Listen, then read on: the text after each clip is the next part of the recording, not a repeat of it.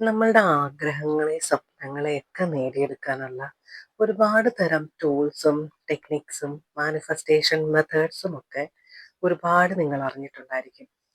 പക്ഷേ ഇതിനെല്ലാം സഹായിക്കുന്ന ഏറ്റവും എളുപ്പത്തിലുള്ള ഒരു വഴിയാണ് നിങ്ങളുടെ ആഗ്രഹങ്ങളുടെ ഫ്രീക്വൻസിക്കനുസരിച്ച് നിങ്ങളുടെ ഫ്രീക്വൻസിയെ ഉയർത്തുക എന്നത്. എന്നാൽ ഇതെങ്ങനെയാണ് ചെയ്യേണ്ടത് എന്ന് മിക്കവാറും ആരും തന്നെ പറഞ്ഞു തരുന്നില്ല. അപ്പോൾ മൈൻഡ്ഫുൾ ജേണിയുടെ പുതിയൊരു വീഡിയോയിലേക്ക് എല്ലാവർക്കും സ്വാഗതം. ആദ്യമായിട്ടാണ് ചാനൽ കാണുന്നതെന്നുണ്ടെങ്കിൽ സബ്സ്ക്രൈബ് ചെയ്തുകൊണ്ട് തുടർന്ന് കാണുക.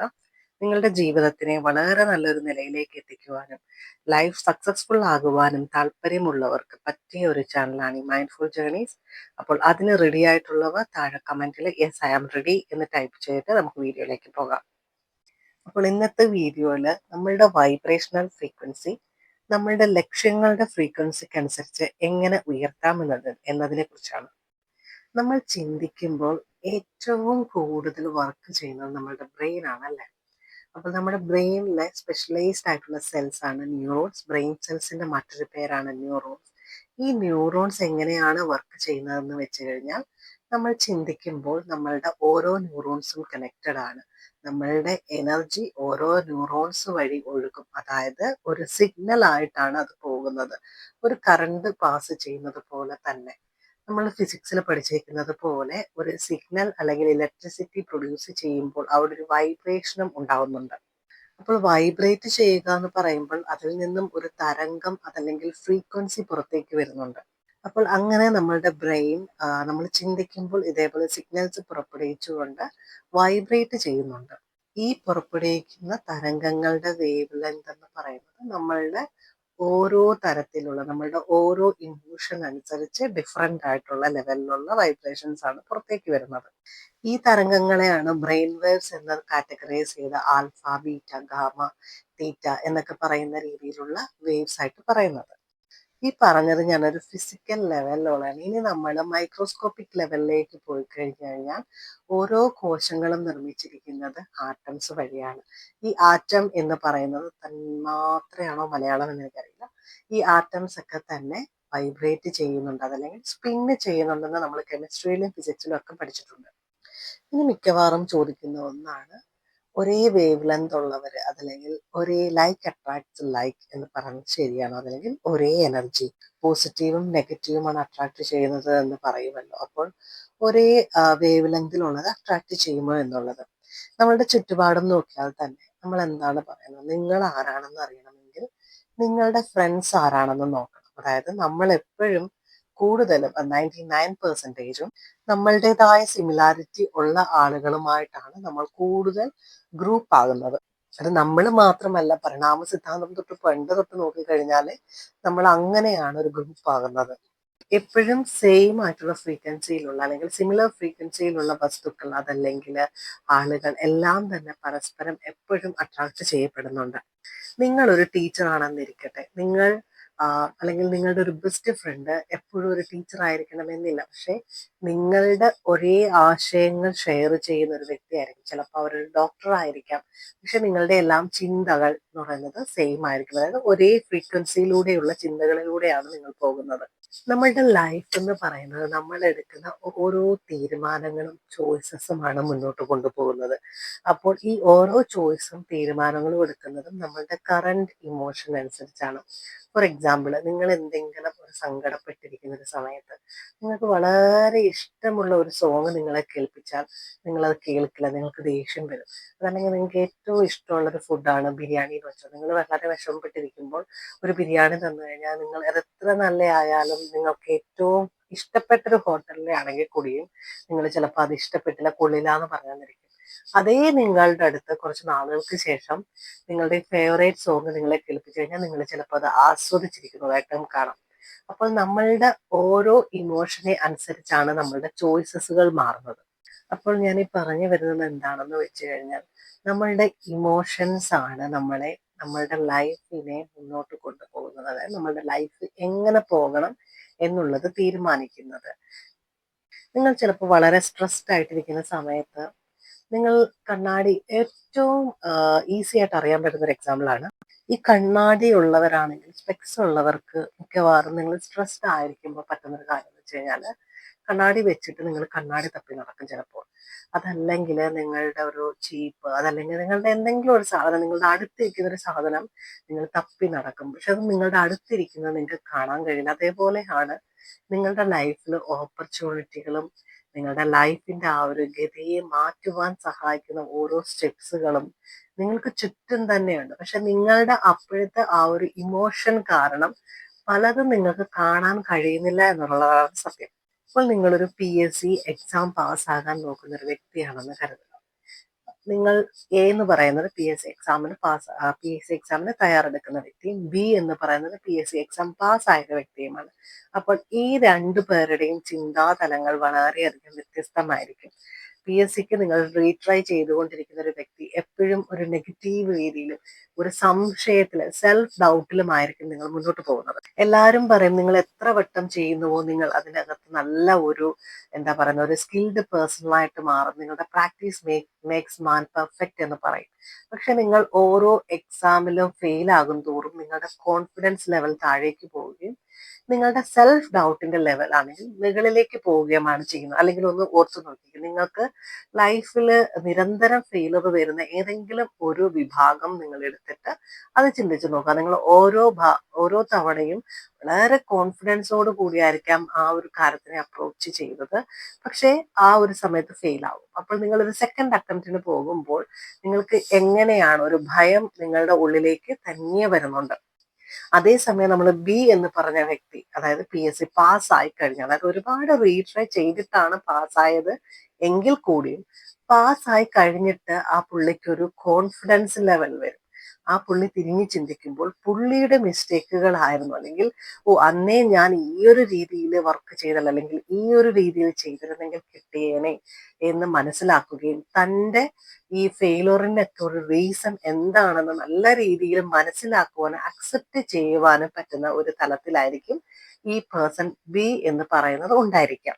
പക്ഷെ അതേസമയം ഈ പേഴ്സൺ എയുടെ അടുത്ത് നിങ്ങൾ ഇതേപോലെ നിങ്ങളുടെ ഫെയിലറിന്റെ കാരണം ഇതാണ് എന്ന് ചൂണ്ടിക്കാണിക്കാൻ എത്ര ശ്രമിച്ചാലും പേഴ്സൺ എ എന്ന് പറയുന്നത് ഒരു ലൂപ്പിലായിരിക്കും, ഒരേ ഫ്രീക്വൻസിയിലായിരിക്കും പോയിക്കൊണ്ടിരിക്കുക, ഒരേ കാര്യങ്ങളായിരിക്കും ചിന്തിച്ചുകൊണ്ടിരിക്കുക. അപ്പോൾ ഇതാണ് ഈ രണ്ടും തമ്മിലുള്ള വ്യത്യാസം. അപ്പോൾ നമ്മുടെ ലക്ഷ്യത്തിലേക്ക് എത്തുവാനായിട്ട് നമ്മളുടെ ഫ്രീക്വൻസിയെ ഉയർത്തുക എന്ന് പറയും.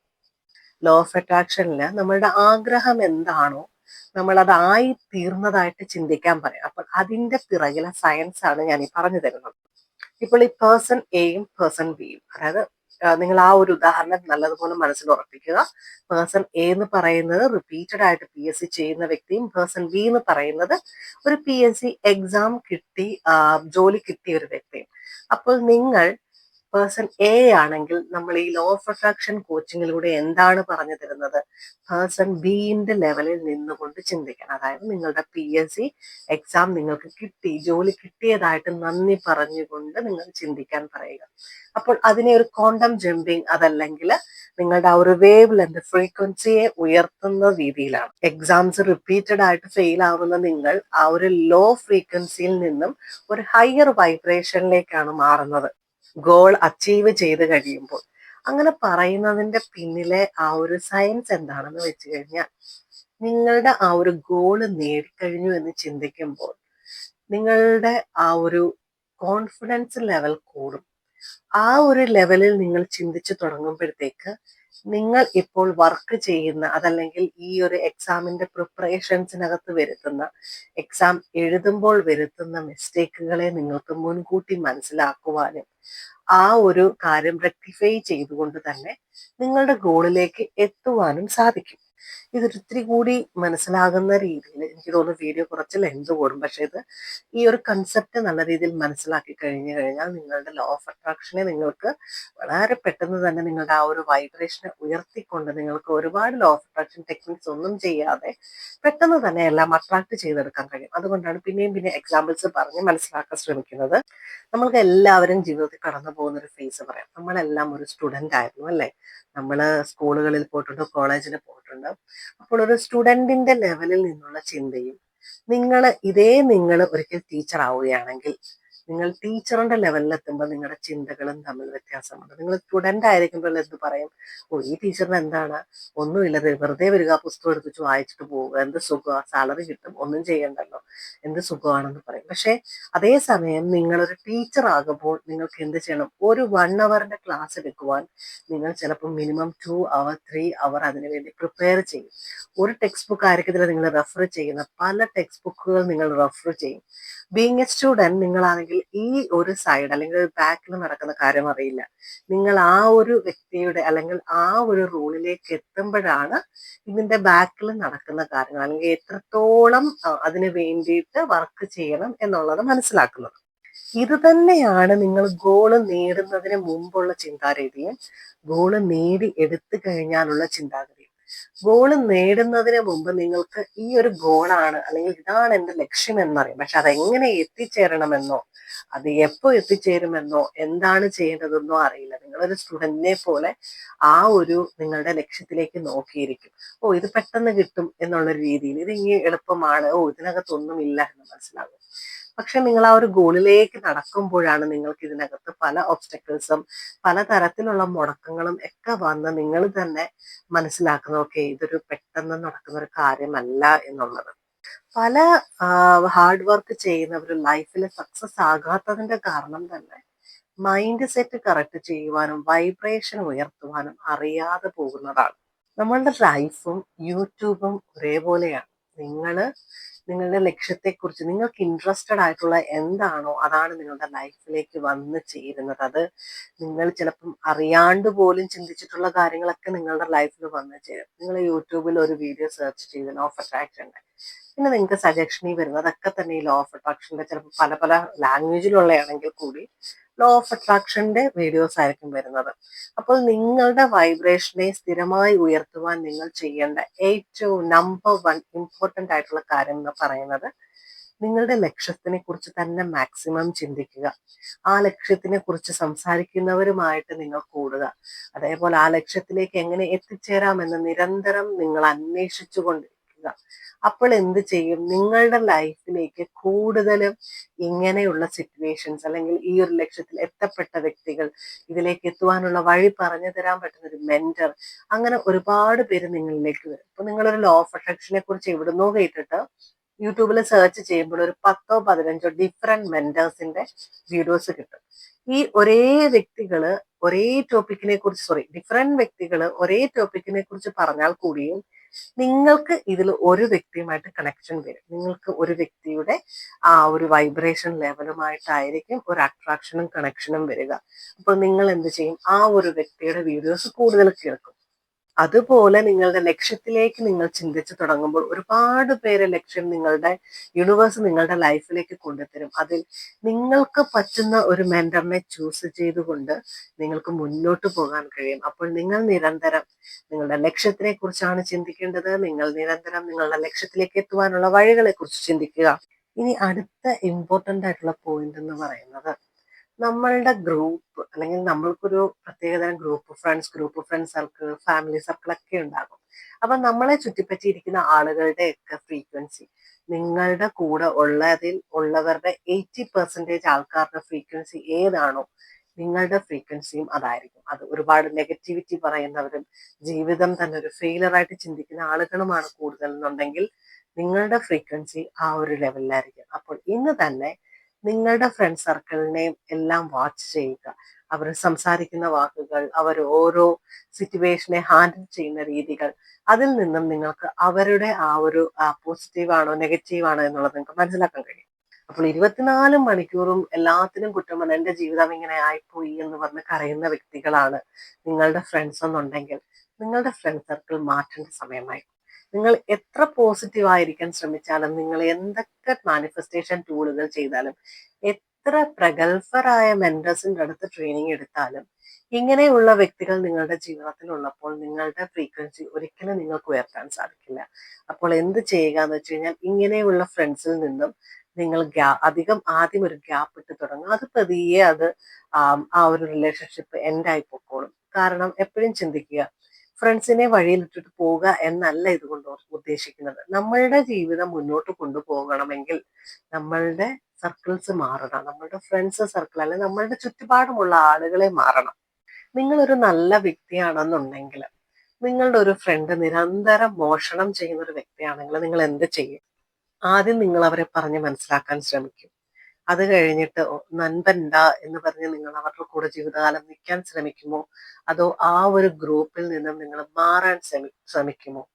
അവിടെയാണ് നിങ്ങളുടെ ജീവിതം തിരഞ്ഞെടുക്കുന്ന അതല്ലെങ്കിൽ ജീവിതത്തിന്റെ പാത മാറുന്നത്. നിങ്ങൾക്ക് രണ്ട് ചോയ്സ് അവിടെ വരും. ഒന്നുകിൽ അവന്റെ കൂടെ കൂടി കള്ളനാവുക, അതല്ലെങ്കിൽ അവൻ പെടുന്ന പ്രശ്നങ്ങളിലൊക്കെ നിങ്ങളും പെടുക, നിങ്ങളുടെ പേര് ചീത്തയാകുക, നിങ്ങളുടെ ലൈഫ് മോശമാകുക. അതല്ലെന്നുണ്ടെങ്കിൽ ആ ഒരു ബന്ധത്തിൽ നിന്ന് മാറി നിങ്ങളുടെ ലൈഫ് വളരെ സക്സസ്ഫുൾ ആക്കുക. ഇവിടെയാണ് ചിന്തിക്കേണ്ടിയിരിക്കുന്നത്. അടുത്ത പോയിന്റ് എന്ന് പറയുന്നത്, നിങ്ങളുടെ ലക്ഷ്യം നേടിയെടുത്ത വ്യക്തികളുമായിട്ട് നിങ്ങൾ കൂടുതൽ സംസാരിക്കുക, അവരുമായിട്ട് ഇടപഴകാൻ ശ്രമിക്കുക, അവരോടൊക്കെ ഡിസ്കഷൻ ചെയ്യുക. അപ്പോൾ അവരെന്താണ്, അവർ ആ ഒരു ലെവൽ എത്തിയതിനു ശേഷവും ആ ഒരു ലെവലിലേക്ക് എത്താൻ ചെയ്ത അല്ലെങ്കിൽ കടന്നുപോയ പ്രതിസന്ധികളും ഒക്കെ ആയിരിക്കും നിങ്ങളുടെ അടുത്ത് പറയുക. അപ്പൊ നിങ്ങൾക്ക് എന്ത് മനസ്സിലാകും? നിങ്ങൾ ഈ കടന്നു പോകുന്ന സിറ്റുവേഷൻസ്, അത് ഈ സക്സസ് ആയ പല വ്യക്തികളും അതിലൂടെ കടന്നു പോയിട്ടുണ്ട്. പക്ഷെ കറക്റ്റായ രീതിയിലുള്ള ചോയ്സസ് അല്ലെങ്കിൽ ഡിസിഷൻ എടുത്തുകൊണ്ടാണ് അവരുടെ ലൈഫ് ടേണിംഗ് പോയിന്റ് ആയത് എന്ന് നിങ്ങൾക്ക് മനസ്സിലാക്കാൻ സാധിക്കും. അപ്പോൾ ഇതൊക്കെയാണ് നിങ്ങളുടെ വൈബ്രേഷനെ ഉയർത്തുവാനായിട്ട് നിങ്ങൾ ചെയ്യേണ്ട കാര്യങ്ങൾ. ഇതൊക്കെ ആദ്യ ഘട്ടത്തിൽ നിങ്ങളിപ്പോൾ സ്റ്റാർട്ട് ചെയ്യുക എന്നുള്ളതാണ്. പക്ഷെ പതിയെ ഇത് നിങ്ങൾ തന്നെ അറിയാതെ ഓട്ടോമാറ്റിക് ആയിട്ട് നിങ്ങളുടെ ലൈഫിലേക്ക് നടക്കുന്നതായിരിക്കും. അപ്പോൾ നിങ്ങളുടെ ലൈഫിൽ നിങ്ങൾ എന്താണ് വേണ്ടുന്നത് എന്ന് ഇപ്പോൾ ചിന്തിക്കുക. നിങ്ങൾക്ക് സക്സസ്ഫുൾ ആയിട്ടുള്ള വ്യക്തിയാകണമോ, അതോ വിധിയെയും അതല്ലെങ്കിൽ തലയിലെഴുത്തിനെയും ഒക്കെ തന്നെ പഴിച്ചുകൊണ്ട് വെറുതെ ഇങ്ങനെ ജീവിച്ച് തീർക്കണമോ എന്ന് ചിന്തിക്കുക. നിങ്ങൾക്ക് എന്താണ് വേണ്ടതെന്നുള്ളത് താഴെ കമന്റ് ചെയ്യുക. Thank you.